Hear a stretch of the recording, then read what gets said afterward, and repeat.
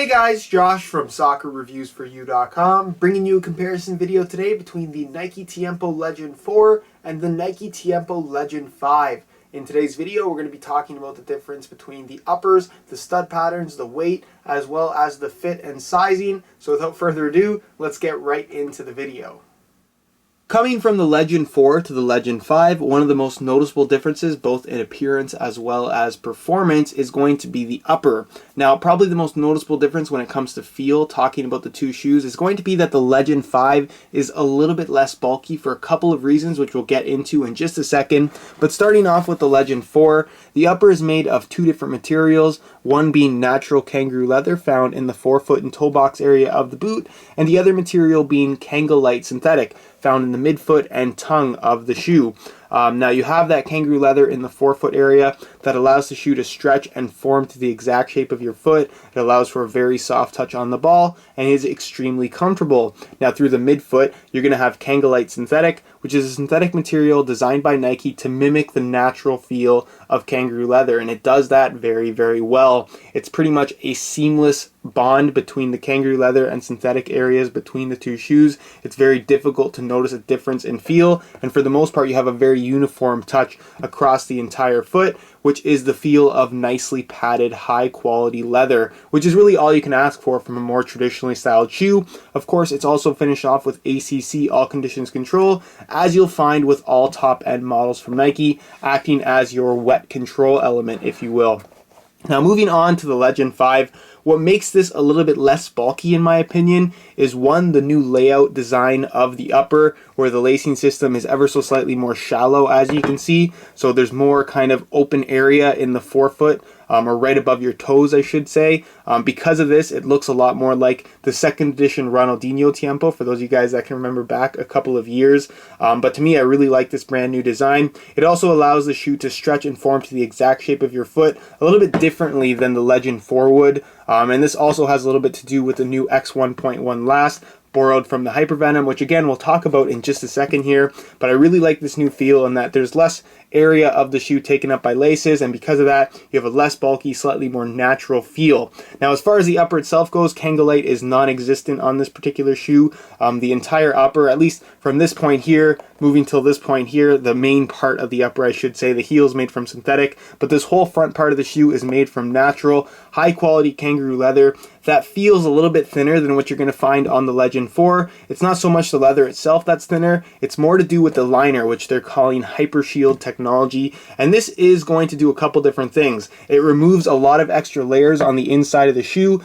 giving you a closer touch between your foot and the ball, so you're just getting the natural softness of the kangaroo leather and nothing else. It's also supposed to help with allowing the shoe to dry more quickly, and basically the reason how the way that they did this is by removing a lot of extra layers. So I've kind of removed the laces on the other shoe here, so you guys can see on the inside it's that same honeycomb woven mesh liner that you're going to find as the base layer for Nike Skin Synthetic found on the Hypervenom Phantom, and basically this is the only layer of liner on the inside of the shoe. So like I said, there's very little extra bulk, it feels comfortable against your foot, and it's also going to allow the shoe to dry a lot more quickly, which it definitely does, and it's kind of a nice little innovation to have on a natural kangaroo leather soccer shoe. The tongue on the Legend 5 is also synthetic. It's shaped almost identically to what you're going to find on the Legend 4. Still has that memory foam insert in the middle, and of course the shoe is finished off with ACC, like all top-end models from Nike.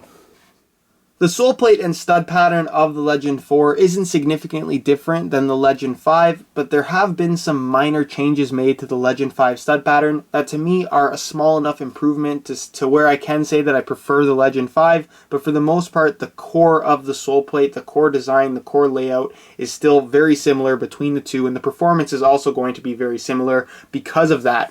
Now starting off with the Legend 4 stud pattern, you're going to find your 4 bladed studs in the heel, exactly as you will on the Legend 5, so not really anything has changed there. The shape is ever so slightly different, I would say, but for the most part, the difference in feel is non-existent. Moving on to the forefoot, you're going to find 4 studs on both the lateral and medial sides of the forefoot. On the lateral side, you will find 2 oval-shaped studs, which are now perfectly round on the Legend 5. Again, this makes for absolutely no difference in feel, at least nothing that I personally noticed. You're going to find your 2 bladed support studs in the middle of the forefoot, which are still present on the Legend 5, but are positioned at slightly different angles, as you can see. Again, not much of a difference in feel that I could notice this time around either.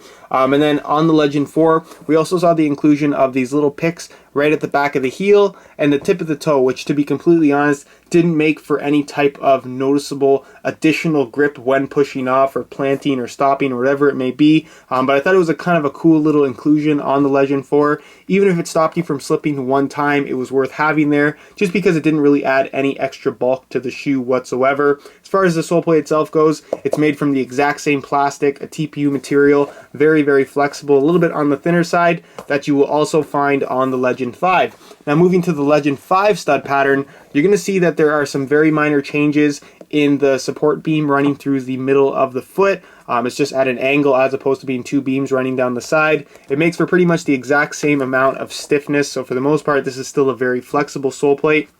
In terms of flexibility, they've also added 1 single flex groove, supposedly inspired by the Nike Free running shoes, which I'm sure a lot of you guys are familiar with, right in the middle of the forefoot. This is supposed to allow for a little bit of additional flexibility. Again, to be completely honest, there's not a huge difference here coming from the Legend 5 to the Legend 4 in terms of flexibility of the sole plate, simply because the design is so similar. The one thing that I really like that they changed about the Legend 5 is that they added this one Mercurial-esque stud right at the tip of the toe, which to me does make a big difference when pushing off, just because it makes sense to have that stud there. It doesn't change the core kind of feel of the stud pattern, and that you still have that ability to twist and turn once your foot is planted, but you do get that little bit of outright grip when pushing off in a kind of straight line direction for a sprint or something like that, with that 1 blade stud right at the tip of the toe. You're also going to find somewhat of a split toe design on the Legend 5, as you will with the Hypervenom Phantom, but again, just like I said with that shoe, there's really no noticeable difference in feel whatsoever, and for the most part, if you didn't tell me it was there, I probably wouldn't have noticed. But that's pretty much it as far as the stud patterns go. Again, I do prefer the Legend 5 stud pattern over the Legend 4, but the overall core feel is very, very similar between the two.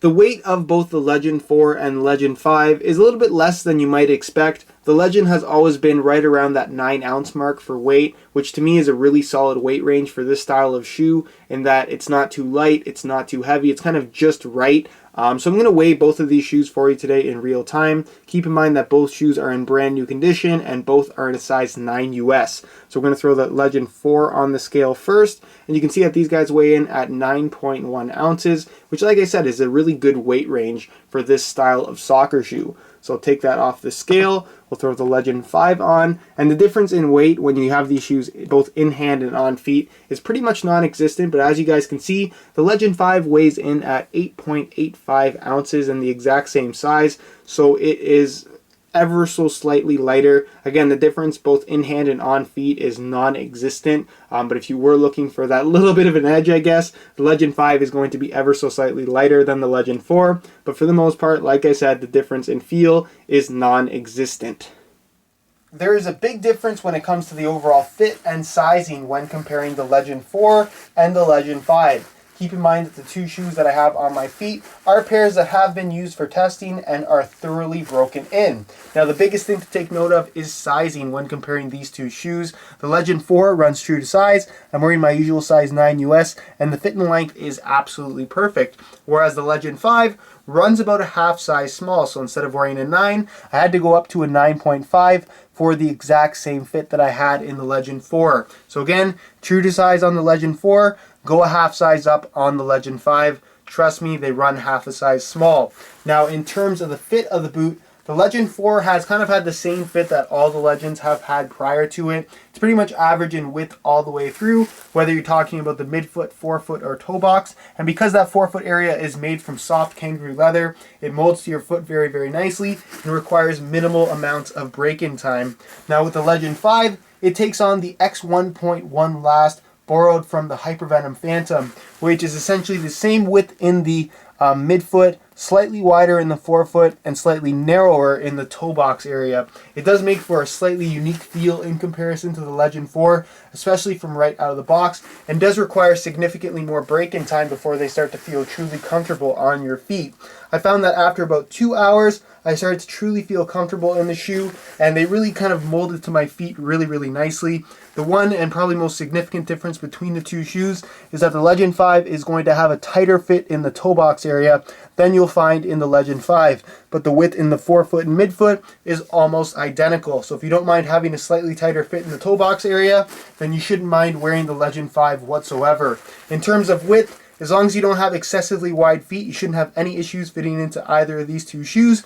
And again, keep in mind that because they are kangaroo leather, you're going to get some decent stretch out of them from when they are brand new. So if they fit a little bit snug, don't worry, they're going to stretch and become a lot more comfortable. Alright guys, that's it for my comparison between the Legend 4 and Legend 5. If I had to pick a favorite, I think it would be the Legend 5. Nike to me has really done a good job this time around with the Legend model as far as modernizing it, making some improvements to the shoe that do have benefits to the overall performance, but don't necessarily mess around with the classic feel that the Legend is all about. With that being said, what I did not consider in this particular comparison is the price difference between both of these two shoes. The Legend 4 is now an older model and you can get it on sale, whereas the brand new retail price for the Legend 5 is $200, which is pretty expensive. Of course, you can get both of these shoes for the lowest possible price on my website, soccerreviewsforyou.com. There'll be links in the description to both review pages.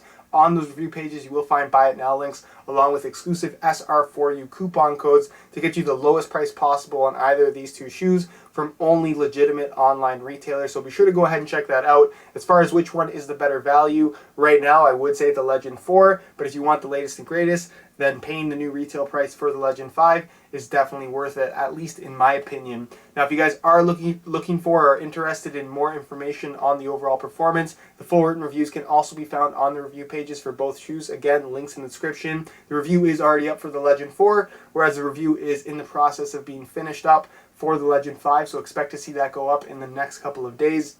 If you have any questions or comments regarding either of these two shoes, be sure to leave a comment down below and I definitely will get an answer out to you. And if you enjoyed today's video, be sure to support it with a like. Subscribe if you haven't already for daily videos on all the latest soccer gear. You can find all of my social media information down below in the description as well. And other than that, guys, hope you enjoyed today's video. And as always, thanks for watching.